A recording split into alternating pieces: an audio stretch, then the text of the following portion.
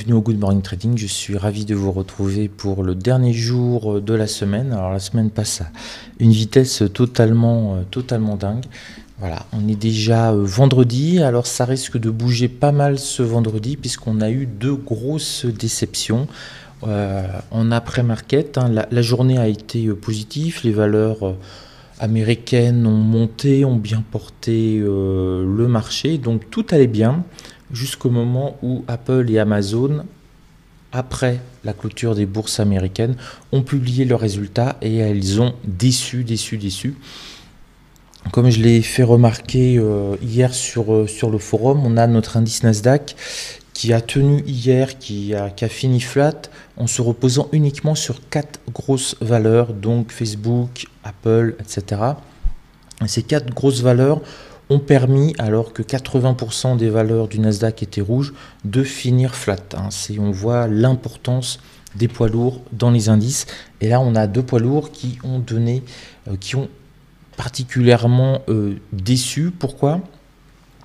Leurs prévisions sont inférieures aux attentes pour Apple et Amazon. Après une semaine qui a été globalement porteuse et positive, ils douchent un petit peu cette fin de semaine. Pardon. Donc en après-bourse, Amazon a perdu 3,4%, Apple 3,4%, Amazon près de 4%. Donc c'est assez énorme. Alors pourquoi ? Qu'est-ce qu'ils ont fait pour décevoir autant les investisseurs? Alors la première chose, c'est que tous leurs résultats sont inférieurs aux attentes. Ça ne veut pas dire qu'ils ne sont pas bons, mais inférieurs aux attentes des investisseurs.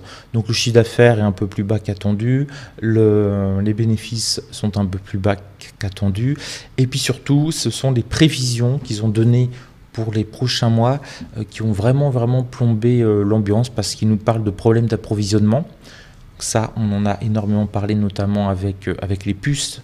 Donc ça concerne plutôt Apple qui pourra peut-être pas vendre autant d'iPad, d'iMac Pro à Noël qu'attendu, simplement parce qu'ils peuvent pas produire leurs puces en manière suffisante. Généralement, il y a un boom en plus de consommation à ce moment-là, donc c'est pas génial.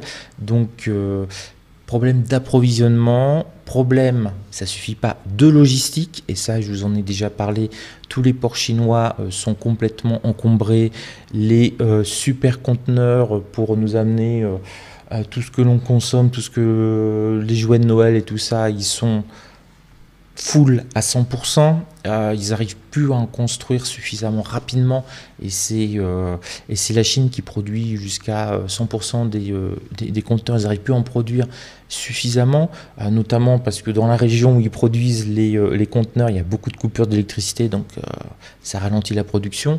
Donc ça nous fait deux choses, déjà c'est pas mal, problème d'approvisionnement, la logistique, Amazon c'est important, si la logistique ne suit pas, c'est un peu plus compliqué. Et le troisième point, c'est la main-d'œuvre. Ils ne trouvent pas assez de personnes à embaucher. On arrive en situation dans beaucoup de pays de plein emploi, de tension. Et puis il y a eu, ça on en parlera, on fera un webinaire dessus d'ici 15 jours. J'ai deux, trois chefs d'entreprise à interroger avant. Sur les changements de mentalité, tout simplement, le fait de rester chez soi, d'avoir télétravaillé, et beaucoup de gens entre, on va dire, 30 et 45 ans qui se sont remis en question et qui ne veulent plus du salariat entre guillemets classique, et ils veulent peut-être se lancer trader en compte propre, notamment j'en ai beaucoup dans mon école de très haut cadre qui veulent faire la bascule, mais il y a cette pénurie de main d'œuvre et c'est pas juste des petites mains. Amazon, ça peut être entre guillemets des petites mains dans leurs services pour dispatcher, préparer les commandes, etc. Mais vous avez vous avez aussi Apple qui dit ça. C'est-à-dire qu'Apple, ils ont du mal à recruter des ingénieurs. D'ailleurs, c'est le moment d'envoyer votre CV. Hein. S'ils ont du mal, on ne sait jamais. Mais donc, ça veut dire qu'à tout niveau, on a des problèmes. Et pour des poids lourds pareils, c'est pas une petite PME de province. Une petite PME de province, bon, si elle ne réussit pas à recruter 2 commerciaux, elle va faire travailler un peu plus les 5 commerciaux qu'elle a. Elle va leur faire des heures subs. Ça va à peu près aller. Ça peut encore tenir. Quand Apple n'arrive pas à recruter, c'est qu'il lui manque 2000 ingénieurs, à peu près l'ordre d'idée. Donc c'est quand même compliqué. C'est pour sortir le prochain iPhone 14. Alors oui, je voudrais qu'il se défonce pour l'iPhone 14. J'en suis à l'iPhone 11. J'ai laissé passer 2 générations parce que je trouvais ça pas... Le gain me paraissait pas intéressant. Maintenant, j'attends l'iPhone 14. Et s'il vous plaît, travaillez sur le micro. C'est la chose qui me fera basculer. Vous avez amélioré, ça devient une véritable caméra pour tourner, c'est très bien. Mais améliorer le micro, c'est la seule chose qui manque vraiment pour en faire une tuerie absolue.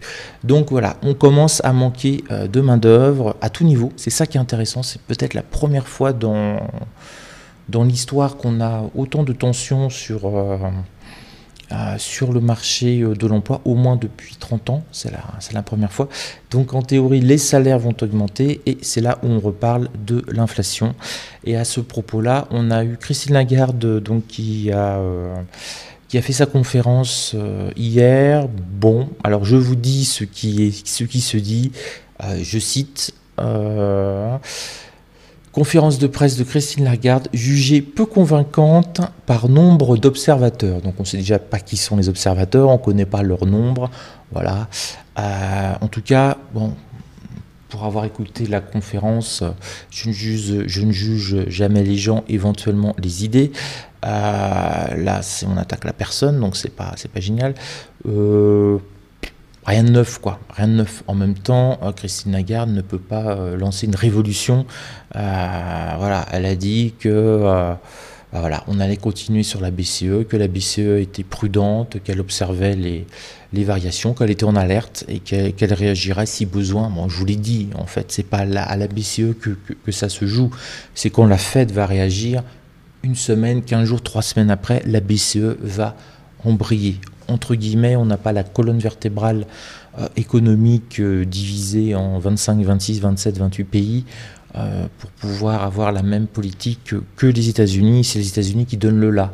Donc on peut faire tout ce que l'on veut, des petits moulinets, mais tant que les États-Unis ne prennent pas une direction, on ne prendra pas, nous, la direction tout seul dans notre coin. C'est pas possible, ne serait-ce qu'économiquement.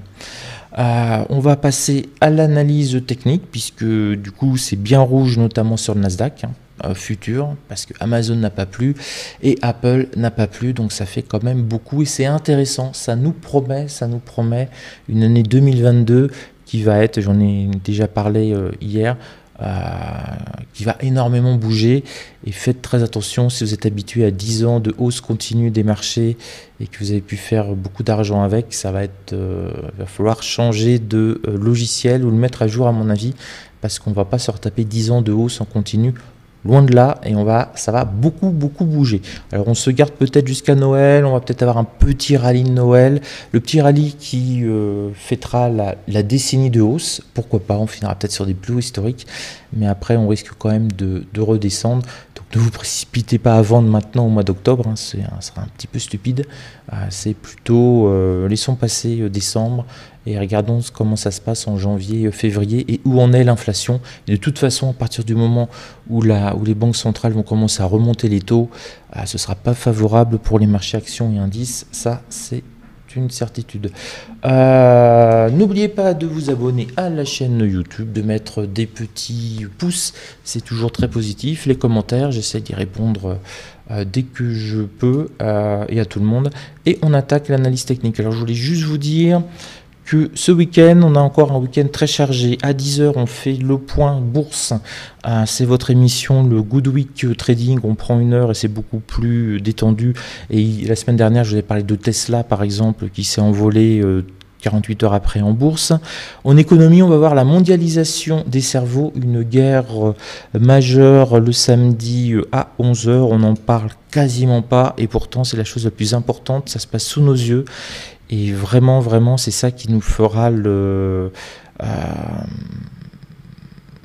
destin économique des grandes nations pour les 30 prochaines années, ça se joue là en ce moment. Histoire, on va voir une société d'ordre, on restera toujours un peu sur le Moyen-Âge, une société d'ordre sous l'Ancien Régime, très intéressant pour notamment comprendre le basculement vers la Révolution française, c'est un point essentiel. Donc on ira beaucoup plus loin, on va commencer au Moyen-Âge et on ira jusqu'à la Révolution française et on terminera jusqu'à nos jours, je ne peux pas aller au-delà, donc on s'arrêtera actuellement ce que l'on peut en déduire. Et puis le trading, je vous parlerai le dimanche à 11 heures des crypto-monnaies sur futur ou comment ne pas vous faire arnaquer par je ne vais pas citer les noms, mais les plateformes sur des îles exotiques qui prennent des commissions absolument totalement dingues, alors que sur Futur, ça peut vous coûter jusqu'à 10 fois moins cher, et c'est surtout beaucoup plus sécurisé. Donc on parlera des cryptos sur Futur. On attaque donc l'analyse technique, vous voyez bien, tout est rouge, donc là, exemple comme quoi on n'a pas de colonne vertébrale. Amazon, Apple, après bourse, donne de mauvais résultats et vous avez toutes les bourses qui chutent et toutes les places boursières. Vous avez le CAC 40, le DAX, l'Eurostock qui se prend aussi une petite claque liée à ça. Donc vraiment, c'est donc là on a déjà notre matinée, hein, on sait que c'est rouge. On a des statistiques américaines assez importantes à 14h30, mais surtout, ça va être à 15h30 l'ouverture et voir les premières cotations à des actions Apple et des actions Amazon, parce que là je vous rappelle que c'est hors cotation les échanges que l'on a eu entre moins 3 et moins 4%. Mais à 15h30 on aura, si j'ose dire, la cotation massive, classique, par les bourses américaines, le New York Stock Exchange et compagnie. Donc voilà, 15h30 c'est là où on connaîtra vraiment si on va être mangé ou pas, si les actions Apple baissent encore fortement, et là ça va remettre une couche sur les indices qui vont se reprendre un bon coup de boule à nouveau, ou si on va avoir une tentative de rebond parce qu'on a pas mal d'intervenants qui vont se dire à moins 4%, Apple et Amazon c'est l'affaire du siècle et ça va remonter et finalement ça finira à moins 1 ou flat à la fin de la journée. Là dans ces cas-là, et tous les indices qui vont se mettre à remonter.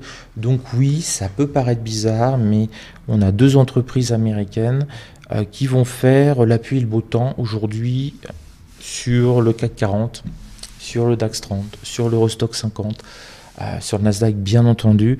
Mais voilà, ça va vraiment être les deux actions à surveiller pour voir la réaction dans ce métamonde qui s'offre à nous.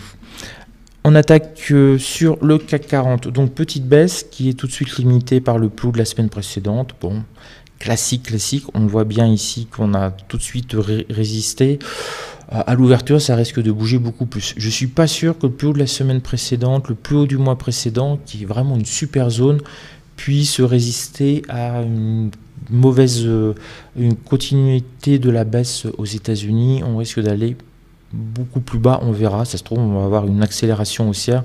En tout cas ils sont bien positionnés, les acheteurs sont bien positionnés ici et les vendeurs avec un petit peu de courage pourraient mettre une belle petite claque. On a les statistiques américaines à 14h30, on verra ce que cela donnera, mais en tout cas on est revenu classiquement, les 6008 on les a touchés, donc 6801. Certains se sont certainement mis à peter dessus. Bah écoutez, c'était bien joué puisqu'on est revenu sur le plus haut de la semaine et du mois précédent. Voilà, donc là on a on a 35 points à encaisser, ça me paraît plutôt pas mal. Si vous pouvez encaisser ces 35 points, c'est toujours ça de prix et puis on verra la réaction, mais là c'est à l'ouverture ça risque de pas mal bouger même pour le CAC 40. Sur le DAX, lui, il résiste beaucoup moins. Ça fait 15 jours que je vous dis qu'on sent que c'est le plus fort actuellement, c'est CAC 40, c'est rare, mais c'était plutôt le DAX il y a encore quelques semaines, quelques mois, voire quelques années.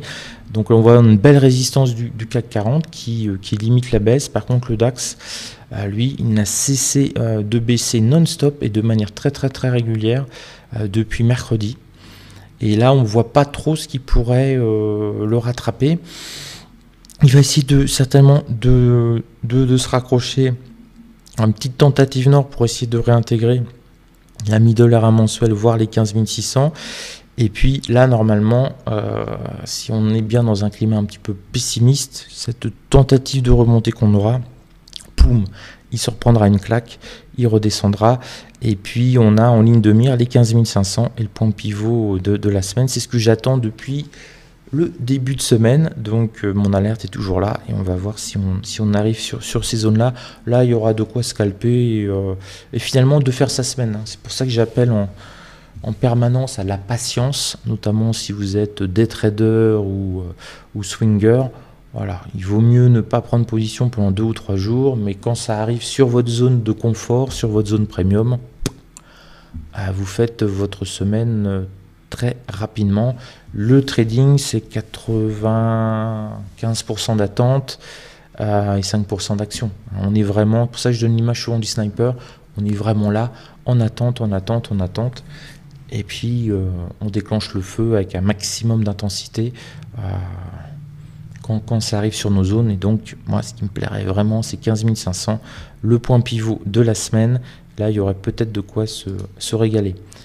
Eurostock 50, il a sur le même profil que le CAC 40. Il tente de préserver les 4002, il tente de préserver le plus haut de la semaine précédente.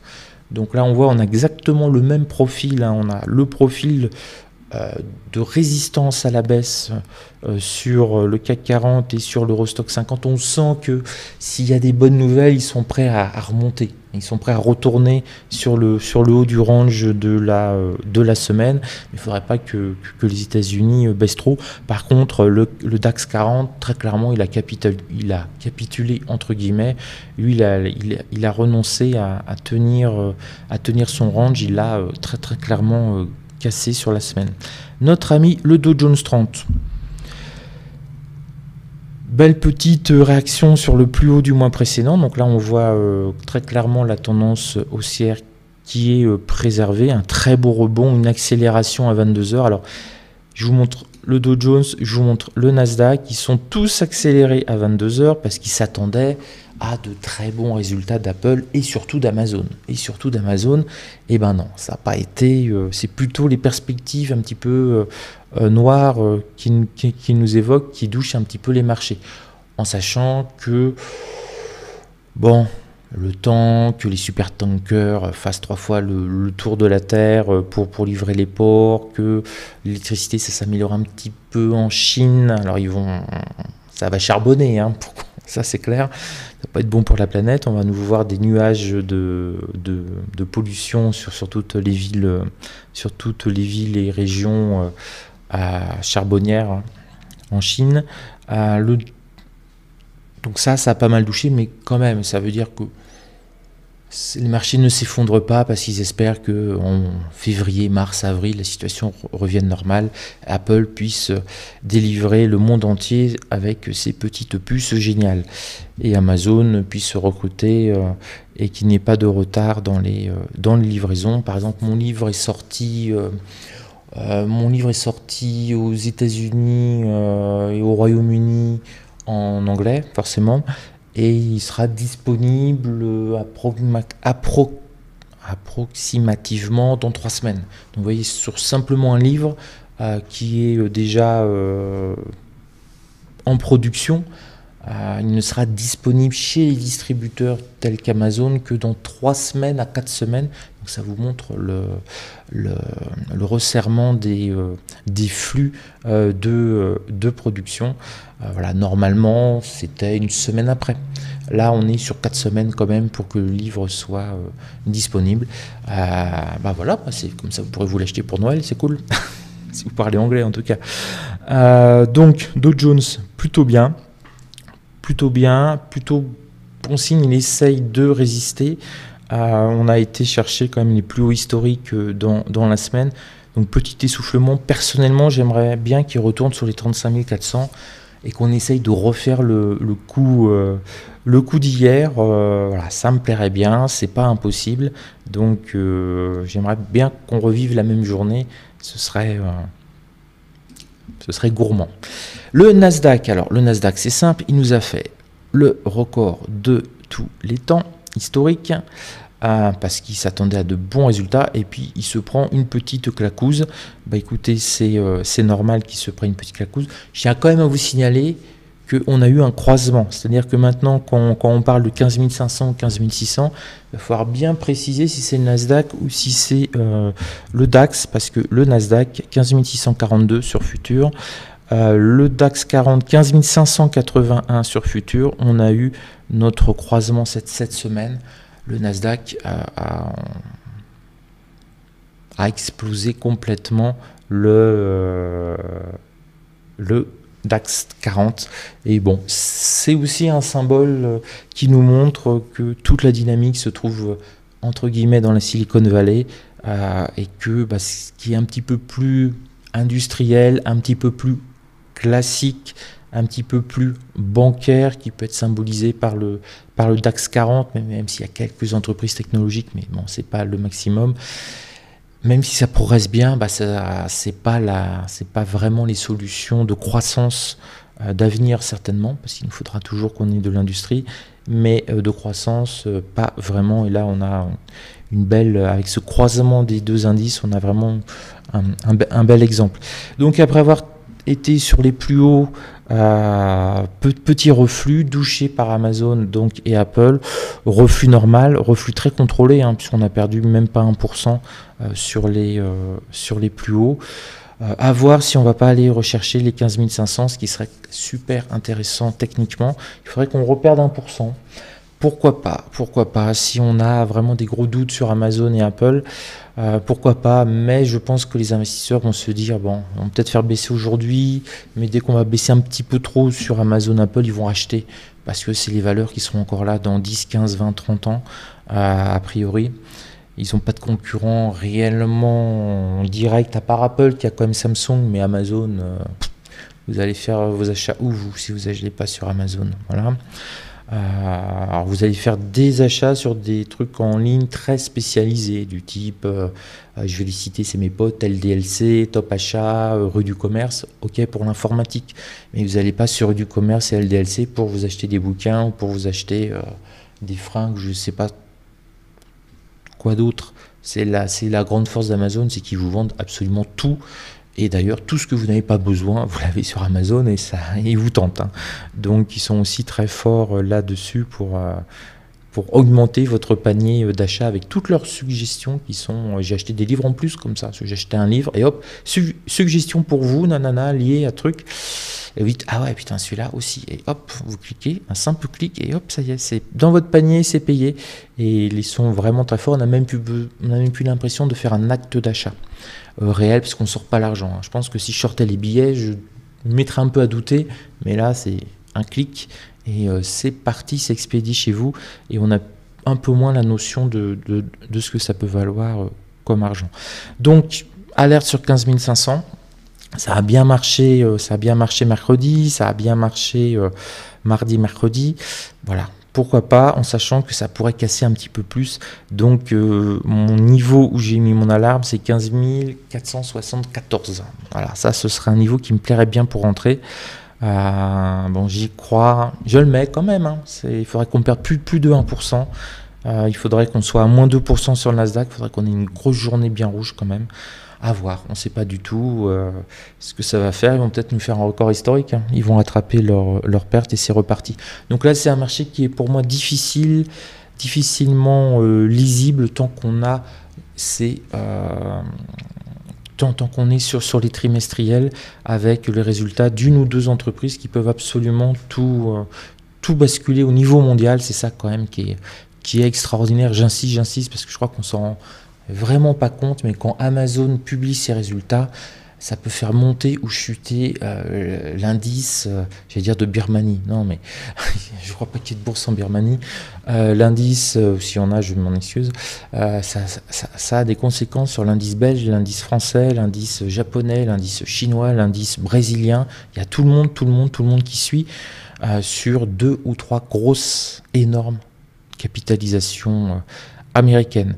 Voilà, sur ce, je vous souhaite une belle journée de trading. On se retrouve toute la journée sur le forum Bourse. À partir de la semaine prochaine, vous aurez une vidéo supplémentaire sur la chaîne YouTube en dehors du Good Morning Trading, qui sera à la fois sur la bourse, des trades en direct. Qu'est-ce que j'ai prévu? Trade en direct, il faut que j'attende encore un peu, il faut que j'ai une autorisation. À la place des bourses, des petits points rapides sur telle ou telle chose en bourse qui peuvent être extrêmement utiles. Et puis ça, j'en parle pas parce que je suis pas sûr de pouvoir le faire tout de suite. Mais en tout cas, vous aurez 2 vidéos par jour, donc mettez bien vos alarmes, parce que là, par contre, il n'y a pas d'horaire. Je ne peux pas vous dire à 14 h il y aura une nouvelle vidéo, il y en aura juste une autre. Et puis, c'est à moi de vous mettre des pouces parce que merci beaucoup pour vos messages ultra motivants. Et on va se quitter sur 3.